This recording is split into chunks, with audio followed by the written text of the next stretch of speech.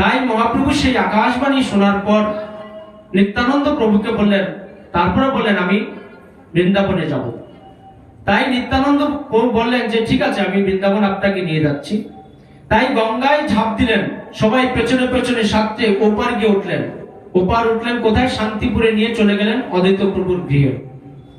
তাই সেখানে গিয়েও তার কোনো শান্তি হচ্ছে না, শুধু হা কৃষ্ণ হা কৃষ্ণ হা কৃষ্ণ, কৃষ্ণ নামে তিনি উন্মাদ হয়ে গেলেন।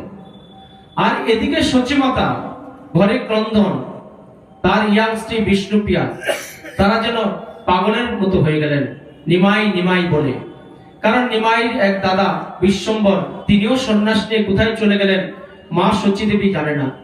তাই সন্তান একমাত্র অবলম্বন, সেই সন্তানও যদি সে সন্ন্যাস নিয়ে চলে যায় বৃন্দাবনে, তাহলে সচিমাতা মনে হয় জীবিত থেকে মৃত্যু হবে। তাই গদাধর পণ্ডিতকে ধরলেন যে গদাধর, তুমি আমার নিমাইকে নিয়ে এসো। তাই গদাধর পণ্ডিত গিয়ে সেই অদ্বৈত প্রভুর শান্তিপুর গৃহ থেকে এনে তার মায়ের কাছে নিয়ে আসলেন নিমাই পণ্ডিতকে।